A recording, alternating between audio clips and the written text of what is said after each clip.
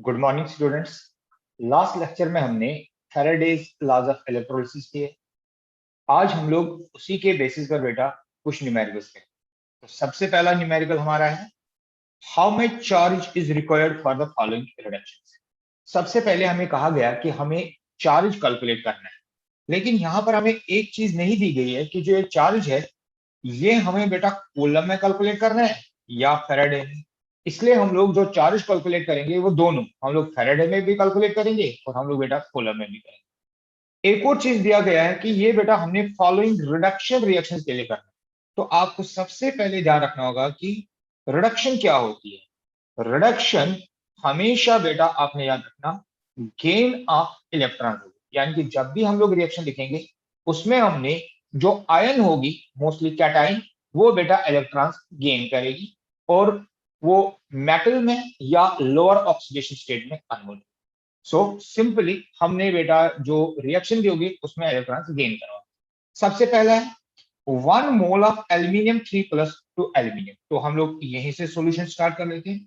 तो सॉल्यूशन में हम लोग लिखेंगे एल्यूमिनियम 3+ जो पहला पार्ट है हमारा, दैट विल गेन इलेक्ट्रॉन्स। क्योंकि यहाँ चार्ज 3 पॉजिटिव है तो इसलिए बेटा यहाँ पर 3 इलेक्ट्रॉन्स हम लोग यूज करेंगे और यहां पर बेटा हमें एल्यूमिनियम मिलेगा इन सॉलिड स्टेट। जो यहाँ एल्यूमिनियम 3+ है ये बेटा मोल्डिंग स्टेट में भी हो सकता है, ये एक्वस स्टेट में, क्योंकि हमें दिया नहीं है तो हम लोग बेटा इसको एज आयनिक फॉर्म रखेंगे। अगर हम लोग मान लें कि ये एल्यूमिनियम जो है ये 1 मोल है, उस समय जो इलेक्ट्रॉन्स होंगे तो बेटा ये 3 मोल्स ऑफ इलेक्ट्रॉन्स बनेंगे और ये भी 1 मोल। साथ में आपने ये भी याद रखना कि charge on 1 mole of electron जो होता है वो बेटा 1 फैराडे के बराबर होता है और 1 फैराडे जो है वो 96500 कूलम्स के बराबर होता है। ये हम लोग कैलकुलेट भी कर सकते हैं और ये हमने ऑलरेडी बेटा कैलकुलेट किया हुआ है। अब यहाँ पर जो 3 मोल्स ऑफ इलेक्ट्रॉन्स है वो बेटा 3 फैराडे के बराबर बनेगा और हमें कैलकुलेट करने को दिया है कि 1 मोल ऑफ एल्यूमिनियम से एल्यूमिनियम, यानी कि 1 मोल ऑफ एल्यूमिनियम के लिए हमें कितना चार्ज चाहिए। तो यहां से हम लोग देख सकते हैं कि अगर हमें 1 मोल ऑफ एल्यूमिनियम बनाना है फ्रॉम एल्यूमिनियम 3+, तो हमें 3 फैराड चाहिए। तो हम लोग लिखेंगे चार्ज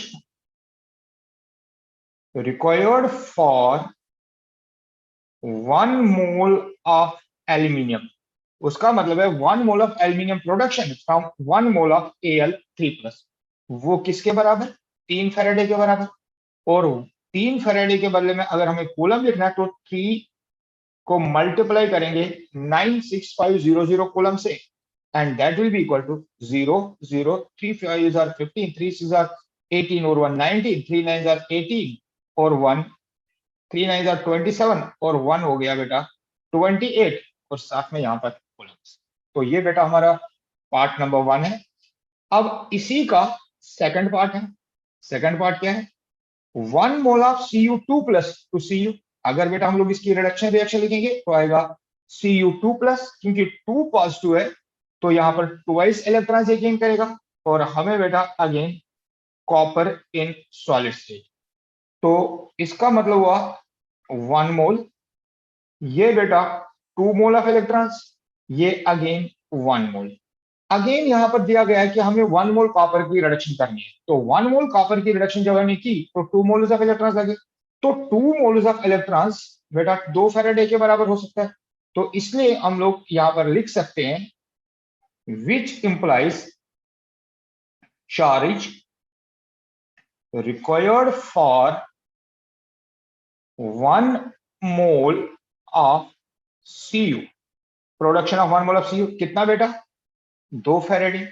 और 2 फैराडे होगा 2 इंटू 96500 कूलम। तो 2 से इसको मल्टीप्लाई करेंगे 0 0 0 2 6 आर 12 और 1 13 2 9 आर 18 और 18 और 1 19 और यहां पर बेटा कूलम्स। अब यहां पर तीसरा पार्ट है बेटा। तीसरा पार्ट दिया गया है 1 mole of MnO4 to Mn2+, MnO4 negative, Mn2 positive. देखिए यहां पर बेटा हमें मैग्नीज की ऑक्सीजन स्टेट दी नहीं गई है, इसलिए सबसे पहले हमें यहां मैग्नीज की ऑक्सीजन स्टेट निकालनी होगी। ये हम लोग 11th क्लास में ऑलरेडी कर चुके हैं, तो यहाँ पर थोड़ा सा हम लोग दोबारा डेराइव करते हैं। तो हम लोग लिखेंगे MnO4 नेगेटिव, क्योंकि जो है नेगेटिव चार्ज है ये ओवरऑल आयन का है। यहाँ पर ऑक्सीजन का ऑक्सीडेशन स्टेट बेटा हमेशा -2 होता है, जिसका हमें निकालना है उसका x। तो सम इक्वल टू, अगर आयन है तो बेटा आयन के चार्ज के बराबर, अगर न्यूट्रल एटम होता है तो बेटा फिर 0 के बराबर। तो यहाँ पर लिखेंगे x, क्योंकि एक एटम का -2 है तो 4 एटम का बेटा ये -8 बनेगा और सम -1, तो x का वैल्यू बेटा यहाँ पर 7 आएगा। तो इसका मतलब इसका चार्ज बेटा +7। जब हम +7 से +2 की ओर जाते हैं तो देयर इज डिफरेंस ऑफ 5। इसका मतलब हुआ बेटा कि जो MnO4 है उसने 5 मोल्स ऑफ इलेक्ट्रॉन्स बेटा गेन किए होंगे और Mn2+ में वो कन्वर्ट हुआ होगा। इसलिए हम लोग लिख सकते हैं यहां पर ये 1 मोल है, यहां पर बेटा 5 मोल्स ऑफ इलेक्ट्रॉन्स और यहां पर अगेन ये 1 मोल है। इसलिए हम लोग लिख सकते हैं कि अगर हमें 1 मोल ऑफ मैग्नीज 2+ बनाना है तो हमें बेटा 5 मोल्स ऑफ इलेक्ट्रॉन चाहिए और 5 मोल्स ऑफ इलेक्ट्रॉन्स बेटा 5 फैराडे के बराबर। तो हम लोग लिख सकते हैं charge required for 1 mole production of Mn2 plus will be equal to 5 Faraday. That is equal to 5 into 96500 coulomb. इसको मल्टीप्लाई करते हैं तो बेटा ये 0 0 5 5 25 5 6 30 और 2 कैरी हुआ था तो 32, 5 9 45, 3 कैरी हुआ तो 48 और यहाँ पर बेटा कूलम। इस तरह से हमारा पहला न्यूमेरिकल बेटा कंप्लीट हो जाता है।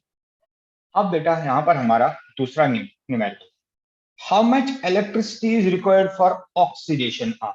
तो यहाँ पर बेटा पहली रिएक्शन का अपोजिट दिया गया है। रिडक्शन जो होता है वो बेटा होता है गेन ऑफ इलेक्ट्रॉन्स, तो यहाँ पर ऑक्सीडेशन दिया है तो ऑक्सीडेशन का मतलब होता है लॉस ऑफ इलेक्ट्रॉन्स। हमें इलेक्ट्रिसिटी कैलकुलेट करनी है फॉलोइंग रिएक्शन में जिनमें बेटा ऑक्सीडेशन हो रही है। तो सबसे पहला क्वेश्चन है कि 1 मोल ऑफ वाटर को ऑक्सीडाइज करना है बेटा इनटू ऑक्सीजन। तो रिएक्शन अगर हम लोग लिखेंगे H2O जब ऑक्सीडाइज होगा तो वो हमें बेटा एक तो हाइड्रोजन देगा, साथ में बेटा हमें ऑक्सीजन देगा। अगर रिएक्शन को हमने बैलेंस करना तो 1 मोल के लिए हम लिखते हैं तो इसको हम लोग 1 मोल ही रखते हैं। ऑक्सीजन को बेटा हम लोग 1/2 करते हैं। जब ये रिएक्शन होगी तो इस रिएक्शन में हमने देखना है कि कितने इलेक्ट्रॉन्स बेटा लॉस होंगे। इस रिएक्शन को अगर हम लोग इन terms of loss of electrons लिखें तो हम लोग लिख सकते हैं, अब बेटा यहां पर जो ऑक्सीजन है उसकी ऑक्सीडेशन स्टेट -2 है, जो हाइड्रोजन होता है उसकी ऑक्सीजन स्टेट 1 होती है, जब प्योर स्टेट में होता है तो उसका 0, तो यहां पर भी 0। तो हमने बेटा वाटर टू ऑक्सीजन देखना है। तो जब मैं वाटर टू ऑक्सीजन देखूंगा तो मैं यहां पर ऑक्सीजन को कनेक्ट करूंगा ऑक्सीजन के साथ, क्योंकि हमें ऑक्सीजन की प्रोडक्शन के लिए करना है। यहां पर बेटा -2 है, यहां पर बेटा 0 है, तो उसका मतलब हुआ O2 नेगेटिव जो वाटर में से था वो कन्वर्ट हो गया into half of O2 by release of 2 electrons because charge on left hand side should be equal to the charge on the right hand side। तो इसका मतलब हुआ यहां पर बेटा 2 मोल्स ऑफ इलेक्ट्रॉन्स है, तो यहां पर मैं लिख सकता हूं 2 मोल्स ऑफ इलेक्ट्रॉन। यहां पर वाटर ने O2 दिया तो यहां पर बेटा हमने 1 मोल ऑफ वाटर लिखा। तो इसका मतलब हुआ कि जो 2 मोल्स ऑफ इलेक्ट्रॉन्स बेटा वो 2 फैराडे के बराबर है। तो 1 मोल ऑफ वाटर को ऑक्सीजन में कन्वर्ट करने के लिए हमें 2 फैराडे लगे। तो हम लोग लिख सकते हैं electricity required for oxidation of 1 mole of water is equal to कितने फैराडे, 2 फैराडे। और 2 फैराडे को अगर हम लोग कूलम में कन्वर्ट करेंगे 96500 कूलम, और वो बन जाएगा 0 0 0 2 6 12 और 113, 2 9 18 और 119 और कूलम। ये बेटा फैराडेज में आंसर और ये बेटा कूलम में आंसर। इसी का सेकंड पार्ट है 1 mole of ferrous oxide to ferric oxide. ये बेटा पहला पार्ट था। अब हम लोग दूसरे पार्ट की रिएक्शन सबसे पहले लिखेंगे। तो दूसरे पार्ट में हमने लिखना है ferrous oxide. Ferrous oxide is FeO, ये कन्वर्ट होना है बेटा फेरिक ऑक्साइड में Fe2O3। अब यहां पर ऑक्सीजन का ऑक्सीडेशन स्टेट बेटा -2 और फेरस में आयरन का ऑक्सीडेशन स्टेट बेटा +2 होता है, यहां पर ऑक्सीजन का -2 है, और यहां पर फेरिक में आयरन का ऑक्सीडेशन स्टेट बेटा 3 है। अब यहां पर अगर मैं आयरन टू आयरन लिखूं, क्योंकि यहां पर लिखा है ferrous oxide to ferric oxide, में हमें कन्वर्ट करना है कि कितना बेटा चेंज हुआ है। इस रिएक्शन में अगर हम देखें, ऑक्सीजन का ऑक्सीडेशन स्टेट तो बेटा कॉमन रह रहा है, सेम रह रहा है -2। यहां पर अगर किसी चीज का ऑक्सीडेशन स्टेट चेंज हो रहा है तो बेटा आयरन है। तो आयरन का ऑक्सीडेशन स्टेट चेंज हो रहा है फ्रॉम +2 टू +3, और इंक्रीज इन ऑक्सीडेशन स्टेट को या पॉजिटिव चार्ज को बेटा हम लोग ऑक्सीडेशन कहते हैं। तो हम लोग लिख सकते हैं Fe2+ जब कन्वर्ट होगा Fe3+ में, तो वो बेटा हमें 1 इलेक्ट्रॉन देगा अगर एक एटम होगा। अगर ये 1 मोल है, ये भी 1 मोल है, तो ये भी बेटा 1 मोल ऑफ इलेक्ट्रॉन्स है, और 1 मोल ऑफ इलेक्ट्रॉन जो होता है वो 1 फैराडे के बराबर। तो इसलिए बेटा हम लोग लिख सकते हैं charge required for oxidation of Fe2+ to Fe3+, और साथ में आपने याद रखना ये 1 मोल के लिए इज इक्वल टू कितना, 1 फैराडे, और 1 फैराडे बेटा हमें पता है वो बराबर होता है 96500 कूलम्स। तो ये हमारा न्यूमेरिकल नंबर सेकंड। अब बेटा हमारा numerical number 3, how much of electricity is used to produce. यहां पर ये दिया ही नहीं गया है कि ये ऑक्सीडेशन है या रिडक्शन है, तो इसलिए बेटा हमें खुद ही डिसाइड करना है कि ऑक्सीडेशन हो रही है या रिडक्शन हो रही है। तो पहला पार्ट है 20 grams of calcium from molten calcium chloride. तो सॉल्यूशन में हम लोग सबसे लिखेंगे जो मोल्टन कैल्शियम क्लोराइड है, अगर हम लोग उसको बेटा आयोनाइज करें इन एन इलेक्ट्रोलिटिक सेल, तो वो हमें calcium 2+ plus 2 Cl negative ions देंगे। तो अब यहां पर अगर हम देखें तो यहां पर बेटा जो कैल्शियम 2+ है, क्योंकि इसका चार्ज पॉजिटिव है, तो all positive charges move to the cathode, और जो नेगेटिव आयंस है वो बेटा हमेशा एनोड की ओर मूव करते हैं। साथ में आपने ये भी याद रखना है कि कैथोड पर हमेशा बेटा रिडक्शन होती है। ये आपने याद रखना, चाहे इलेक्ट्रोलिटिक सेल हो चाहे इलेक्ट्रोकेमिकल सेल हो, कैथोड पर हमेशा रिडक्शन और एनोड पर हमेशा बेटा ऑक्सीडेशन होती है।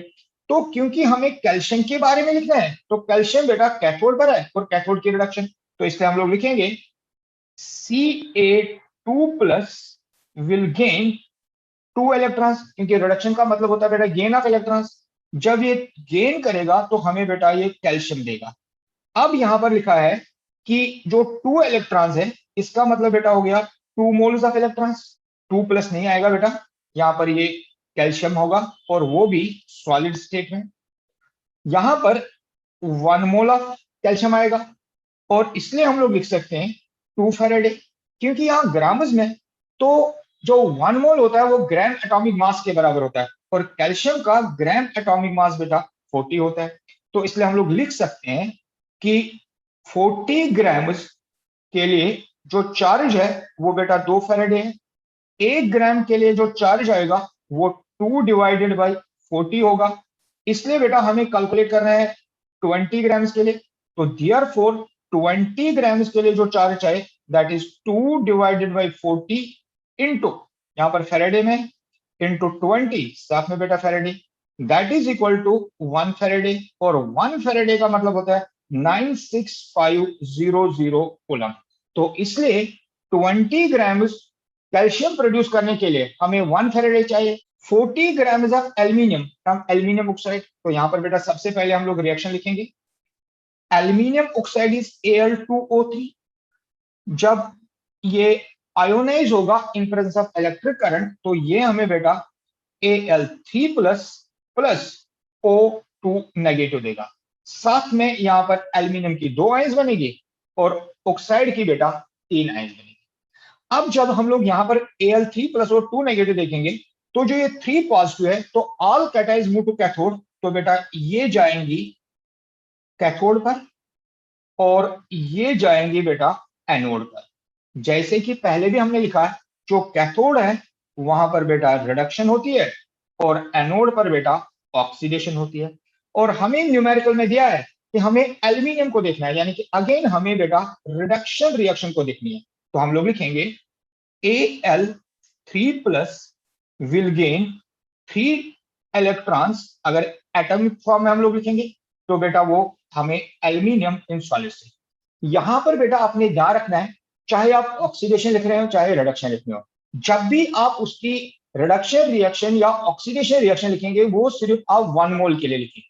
चाहे रिएक्शन में आपके 2 मोल्स प्रोड्यूस हो रहे हैं, 4 मोल्स प्रोड्यूस हो रहे हैं या 10 मोल्स, जैसे यहाँ 2 मोल्स प्रोड्यूस हो रहे थे, यहाँ 3 मोल्स प्रोड्यूस हो रहे थे, लेकिन जब हम लोग इसकी रिडक्शन रिएक्शन लिखेंगे तो हमने हमेशा सिर्फ 1 मोल के लिए लिखनी है। तो यहां पर मैं देख रहा हूं कि यहाँ 3 मोल्स ऑफ इलेक्ट्रॉन जो है वो बेटा 1 मोल ऑफ एल्यूमिनियम प्रोड्यूस कर रहा है। जो 3 मोल्स ऑफ एल्यूमिनियम है, जो 3 मोल्स ऑफ इलेक्ट्रॉन्स है बेटा, वो 3 फैराडे के बराबर हुआ, और 1 मोल ऑफ एल्यूमिनियम जो है वो बेटा 27 ग्राम के बराबर। तो मैं लिख सकता हूं कि जो 3 फैराडे ऑफ चार्ज है, तो मैं लिख सकता हूं कि जो 27 ग्राम्स ऑफ एल्यूमिनियम है उसके लिए बेटा हमें 3 फैराडे ऑफ चार्ज रिक्वायर्ड है। 1 ग्राम के लिए हमें कितना चाहिए? That will be equal to 3 divided by 27 faraday. Here for 40 gram के लिए कितना चाहिए? That is 3 divided by 27 multiplied by 40 faraday. 3 1s are 3 9s are हो जाएगा, 40 डिवाइडेड बाई 9, 9 4s आर 36, फिर बेटा यहां पर 40, तो 4.44 फैराडे आएगा।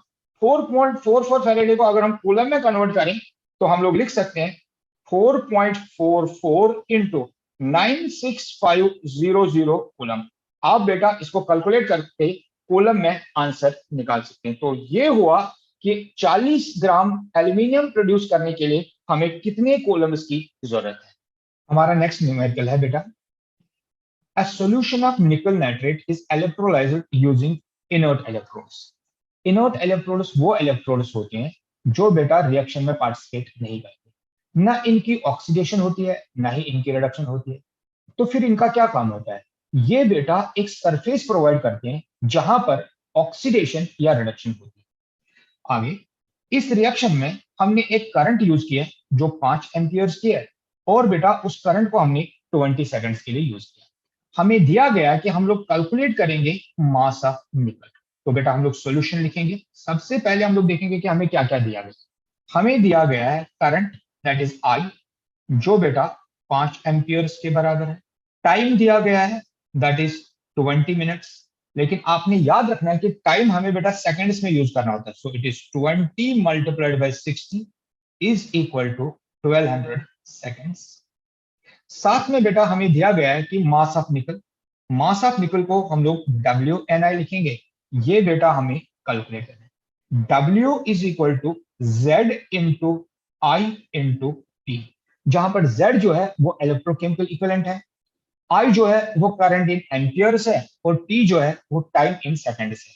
लेकिन आपको बेटा यहां ध्यान रखना होगा कि जो Z होता है that is always equal to equivalent weight divided by 96500 in terms of coulombs. तो हम लोग यहां लिख सकते हैं which implies W will be equal to equivalent weight into current into time in seconds divided by 96500।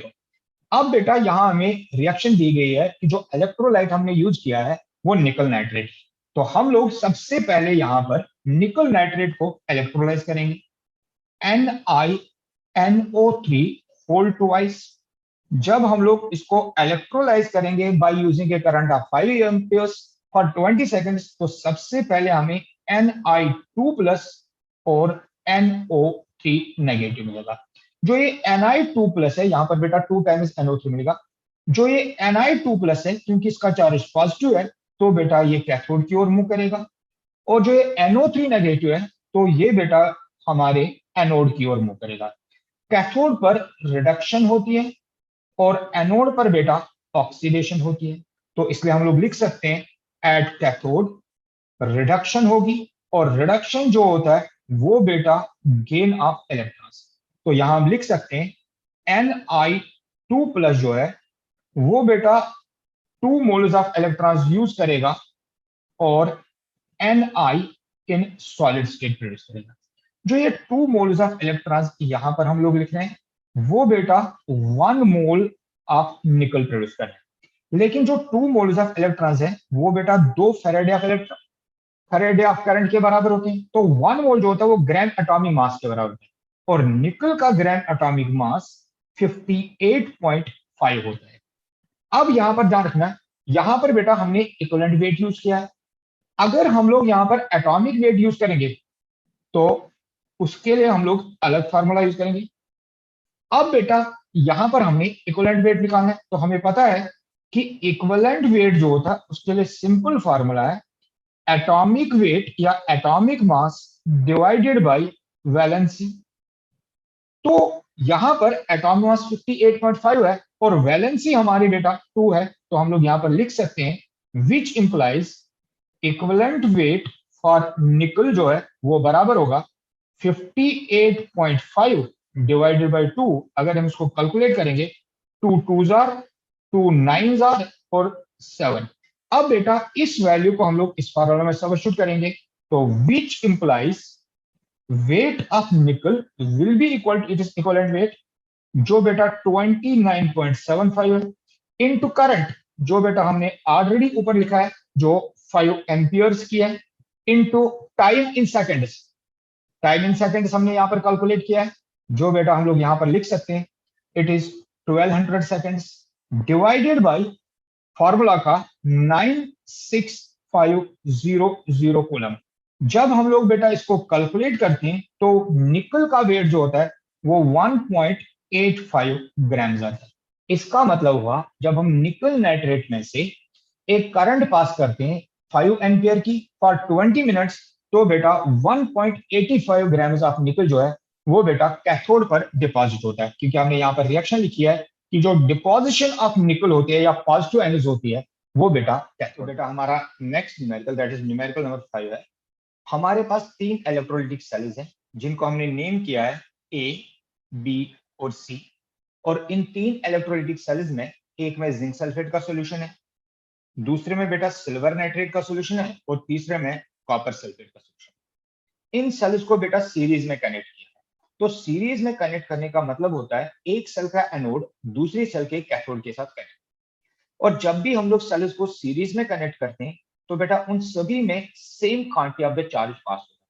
तो यहां पर हमने लिखा है कि हम लोग 1.5 एम्पियर्स की करंट यूज करें, इसलिए तीनों के तीनों सॉल्यूशंस यानी कि जिंक सल्फेट, सिल्वर नाइट्रेट और कॉपर सल्फेट में जो करंट पास हो रही है वो 1.5 एम्पियर्स है।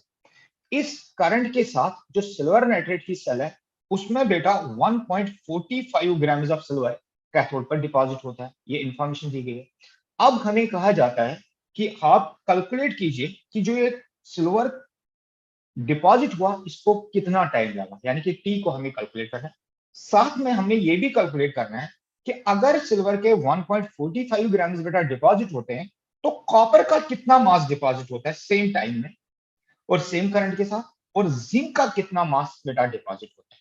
तो इसलिए जब हम सॉल्यूशन लिखेंगे तो सबसे पहले बेटा हम लोग लिखेंगे कि हमें क्या इंफॉर्मेशन प्रोवाइड की गई।